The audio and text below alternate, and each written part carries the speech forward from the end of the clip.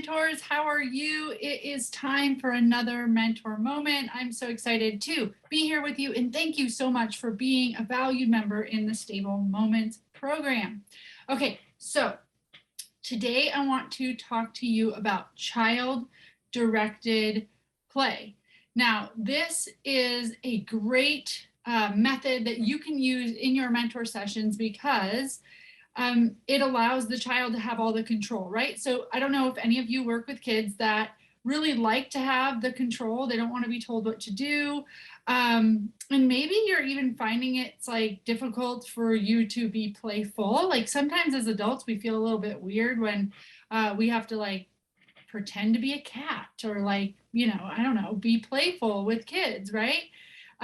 So this may help you. So child-directed play is exactly what it sounds like. The child directs the play. Now, you're going to want to do this in a way that it's safe because basically the concept is that for 5 minutes or 10 minutes, whatever, set, you know, a timer, the child directs everything. You can't correct, you can't suggest, you do exactly what they tell you to do. And this might just look like mimicking what they're doing. You don't have to like wait for direction necessarily, but you're going to do what they tell you to do. So you may not want to be with a horse. You may just want to be doing something like playing with sports equipment or doing like coloring or journaling or an art activity or just something in the barn that's like a barn chore or something that they want to do that's outside working with the actual horse. You may be able to do it working with the horse if you know that your kid's just like not going to do anything where you would have to intervene. But so you're not going to intervene. So you're going to say, hey, what do you want to do for the next 10 minutes? And that might be too abstract for the kids. So you may need to say like, here's some options, choose one. So we could play basketball, we could color, we could make a bracelet, and they're going to choose one of those things. You know, use obviously activities that are available at your location. If they are old enough and know exactly what they want to do, and then don't even give them choices, just say, hey, this is your time and I'm going to follow your lead. So once you get into the like you're going to follow their lead, what it might look like is say they are like going to be coloring. So you may sit down next to them and just color what they color. So say they're coloring and they start drawing a house, you draw a house. So you don't want to draw what you feel like drawing. This is you showing them that like whatever they think of is cool, whatever they're doing, you want to be a part of. And like it is all about whatever they want to lead in. So it's not necessarily that they say you do this, it is that you mirror what they're doing.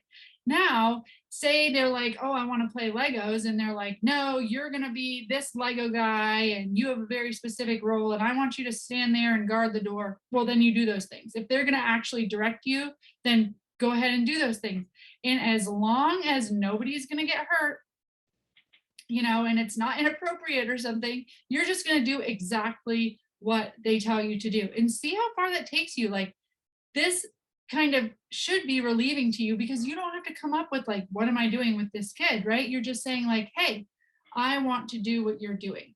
And I don't know if you've ever felt like a little awkward when you're with your kid and like you're not sure what to do, or like maybe they are making a bracelet or they're coloring or they're drawing or they're building something outside or they're digging in the dirt, or and you're kind of like, okay, like am I just going to sit here and watch you, or like are we going to have conversation? So some of you may be really good at starting that conversation, but others of you may be feeling awkward, which is totally normal. So this is a time that you can just do what they do. If they're kicking dirt, you kick dirt. If they are building something, you build something. If they tell you not to do it or to do it a specific way, you listen to them and you allow them to lead. So this is a great exercise to kind of help fill in those gaps and help you know what to do. Let the kid lead, right? Okay, so during this time, there's no corrections. Like And I know in like my activities and I know in the training, I always am talking about like spark interesting discussion, like don't stop the conversation, get curious, have open-ended conversation. Okay, but I don't want you to do that here. So you're not the one sparking conversation. If the kid sparks conversation, then you go with that and you know, continue to talk as they direct. But it is your turn to just listen and answer the questions or keep the conversation going if they start the conversation. If they are quietly sitting there drawing, this is not the time for you to be like, oh, that's a pretty drawing. What's that one about? Or tell me more about that. No, this isn't that time. You are going to sit next to them and mirror what they're doing. And so some kids, I don't know if you know of the term of parallel play, but when kids are around 2 years old and they are neurotypical kids, so they're developing like they have a healthy environment and they're able to develop properly. Around 2 years old is when kids start engaging in parallel play. So they play with a child right next to them, but they don't really know yet how to like play with each other. So they both just play with their little blocks. And this is actually a really imperative piece and building block of development.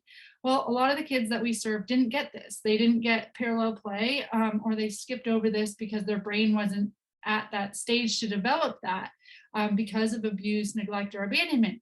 So if you're sitting and you are just literally silent, playing in your own side of the picnic table or playing next to them, but you both are just doing your own things and you're kind of just building your own house out of Legos or drawing your own thing while they're playing with their thing, you're actually doing parallel play. And one thing that we know about the way that trauma impacts brain development is we can go back and give them those developmental milestones and help build up those pieces of their brain that they weren't able to build.